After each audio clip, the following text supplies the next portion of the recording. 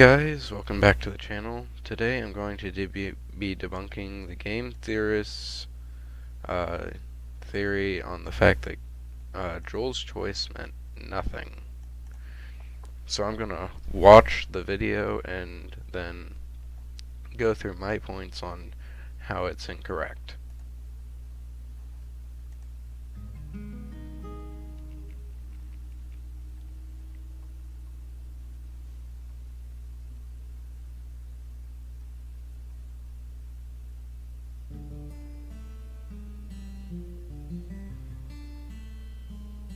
I have to admit, they did a really good job on getting this intro. What are you doing, kiddo?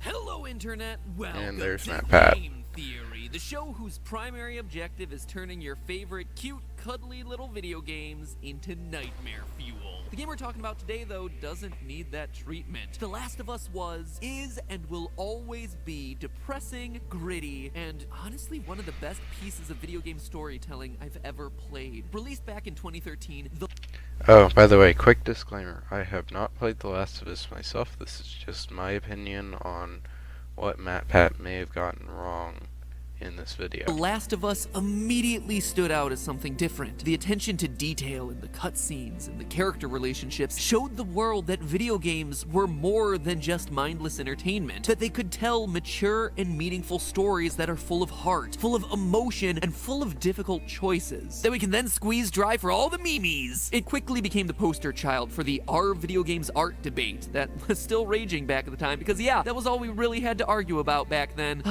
Simpler times. Anyway, the release of Last of Us Part 2 got me to revisit that first game. Really uncanny timing, by the way, releasing a game about a world ruined by global infection at exactly the time when everyone is totally in the mood for that kind of thing. Way to ride the trend on that one, guys. Regardless, Joel and Ellie's story in that first game is so compelling that it's hard not to get completely sucked into the world that they inhabit. The Last of Us delivered some of the most suspenseful and emotional moments that video games have to offer, with the game's major final choice being the biggest gut punch in gaming history. With humanity falling victim to a fungal plague that turns them into zombie-like husks, we, as Joel, are forced to decide whether to save or sacrifice our companion Ellie, the girl that we've been protecting the entire game, and who has stood in as our surrogate daughter after we lose our biological one at the start of the story. You see, Ellie is immune to the zombie fungus, and the Fireflies, the human enemy faction that you encounter throughout the game, has a plan to come up with a vaccine, but to make it, they have to kill Ellie. The gut-wrenching moral decision for Joel then is whether it's right to save Ellie or whether it's right to kill her for the good of humanity. It feels like this terrible moral dilemma for Joel, except it's completely meaningless, utterly pointless. There is zero moral quandary here, no gray area. There is very clearly a right and wrong answer, and Joel absolutely made the right call in letting Ellie live. You see, the Fireflies' plan would never have worked. In fact, killing Ellie to make their vaccine is probably the single worst thing that they could have possibly done in that sort of situation. And that, my friends, is what we're covering today. How The Last of Us's biggest and most difficult choice wasn't ever that really hard of a decision to begin with. To understand why, we have to talk about the zombie infection in this game. The main menace plaguing humanity in The Last of Us is the cordyceps brain infection. Cordyceps is actually the name of a real-world genus of fungi, and if the idea of a fungus somehow hijacking people's brains and turning them into zombies seems outlandish, well, it's not that far from the truth. Not in humans, yet, but definitely in other species. We've talked about this before in a previous theory, but to recap here, one specific species of cordyceps fungus works by infecting ants and compelling them to find a location that's ideal for the fungus to reproduce. The ant bites into the vein of a leaf and stays there for a period of 10 to 14 days, during which time the ant's body rots away, feeding the fungus as it creates more spores that it can scatter to the wind. Thus, cordyceps infects more ants and continues this cycle of hijacking bodies and reproducing. Perhaps most horrifying of all, though, is that some biologists believe that the hijacked ant remains conscious during this entire process, unable to control its own body, but still awake as its body is manipulated and consumed by the fungus. Now that is nightmare fuel. Imagine being left conscious during the process of your own zombification, a help helpless passenger in your own body. It's horrific. Nature is the scariest creepypasta out there, which is why you should always stay indoors where it's safe and play video games all day. Tell that one to your parents and loved ones. So, needless to say, the idea of the cordyceps brain infection in Last of Us acting as a fungus that turns humans into clickers isn't as far-fetched as it might seem, which brings us to the main conflict of the game. The Fireflies want to capture Ellie, the only human who seems to be immune, so they can pick apart her brain to engineer a vaccine which will help save humanity. Our main character, Joel, is having none of it, and he fights to protect Ellie from the Fireflies at all costs. For some people, this might seem like a moral debate, but really, we can sidestep the premise entirely by looking at what's really going on with the science. The Fireflies' goal is to fight the cordyceps brain infection by finding a vaccine. Whatever happened to me is the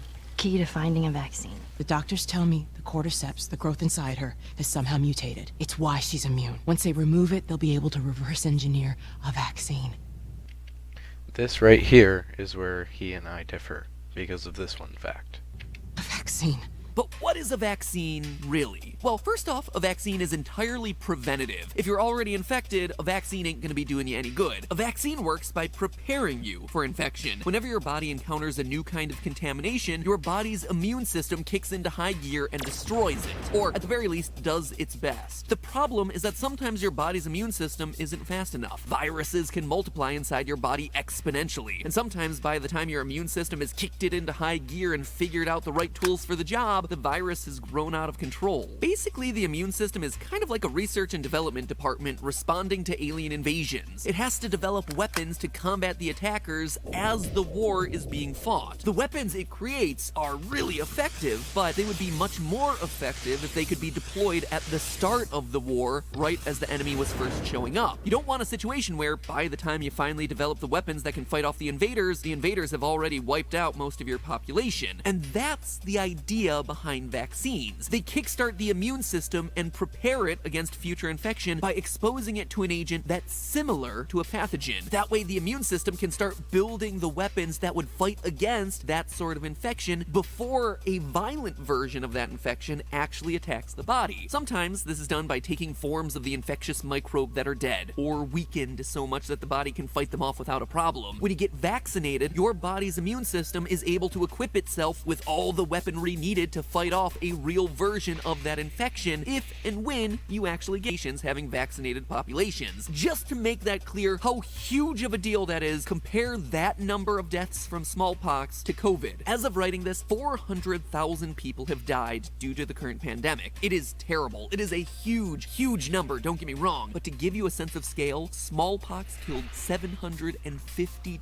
times that number before vaccinations became widespread. In 1 year alone, 1967, so not that long ago, it was estimated that 15 million people contracted the disease and 2 million died. That is crazy scary, but vaccines helped to finish off smallpox. So it's pretty obvious why the Fireflies would want to develop a vaccine against the cordyceps brain infection. Vaccines are obviously good. They save lives, hundreds of thousands of lives. There's just one problem. All of the diseases we just talked about, smallpox, polio, they're all caused by viruses, not by fungus. And when it comes to vaccines against fungi, well, we don't have any. Take it from Professor Neil A.R. Gow, co-editor of the Oxford Textbook of Medical Mycology, which is about both the science and the medicine of fungal diseases in humans. There are no vaccines against fungi.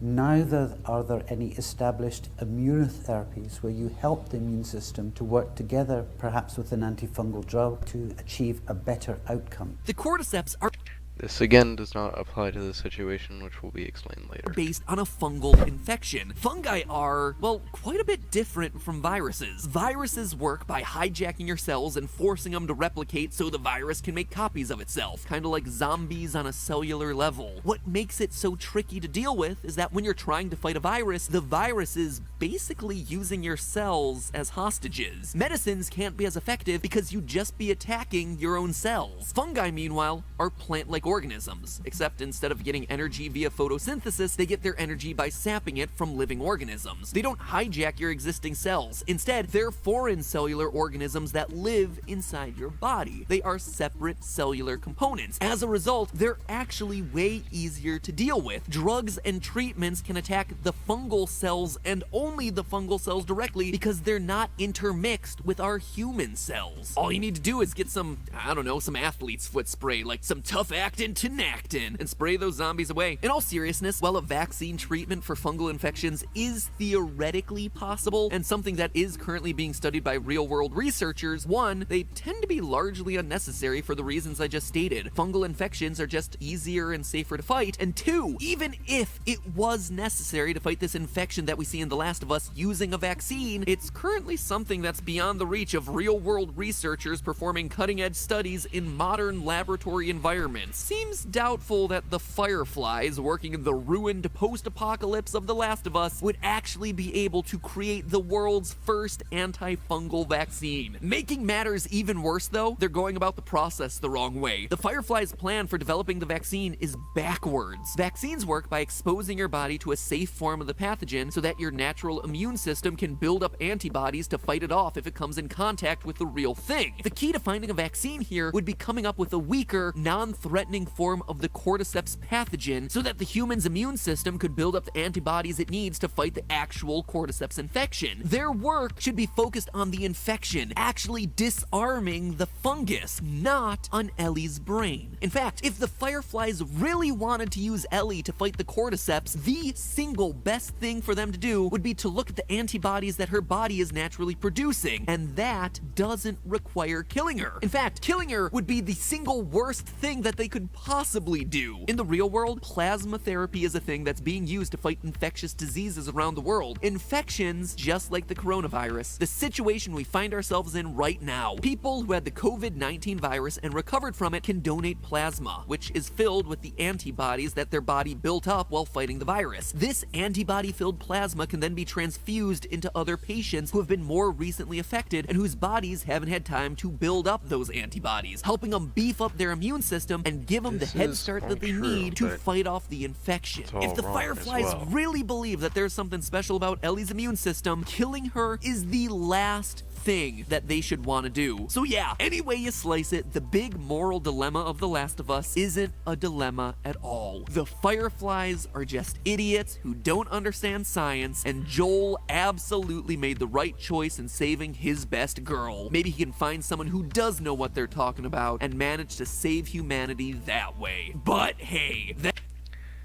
Okay, rewind time.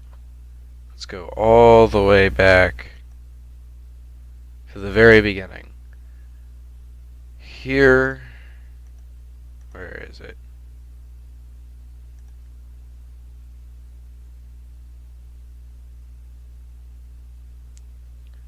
Right here. This is where he went off the rails.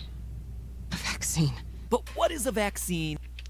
You shouldn't be worried about what a vaccine is. Now, let's look at what he's decided. He's focused on the word they use, vaccine. Well, technically, what I have in mind is with what they were actually planning to do does matter. It's similar to vaccine, and it's probably the best word they have to describe it. Only instead of using the fungus in working with the immune system to prevent itself, they actually inject her with the good virus, the mutated one, mentioned right here. Accepts brain infection by finding a vaccine. Whatever happened to me is the key to finding a vaccine. The doctors tell me the cordyceps, the growth inside her, has somehow mutated. It's why she's immune. That's exactly why. The cordyceps inside her isn't the same as the other ones. While she's infected with it, she can't catch the other one, and it won't affect her whatsoever. So, if they harvest the current cordyceps that's inside her, she will, and then inject it into somebody else, they will also become immune because they have the special growth developed. And let's take a sidetrack up to here. This It's entire so part tricky of to the deal theory with is that when you're trying to fight unnecessary a virus, the virus is basically because it doesn't matter what your immune system is doing. Your immune system isn't doing anything to prevent the virus with or the infection with what they would actually be planning to do. It would be the fungi completely on its own, preventing itself. That's why it's more of a symbiotic relationship. They definitely terminologied it wrong, but the choice does matter quite a lot actually, because if Joel had left it behind, I expect the doctors would have made the right choice and ended up saving humanity from this virus. If you have a differing opinion than me, leave it in the comments below. I'm open to criticism. If I can come back to this later, I will. Thanks. Like and subscribe, you know, the YouTube deal.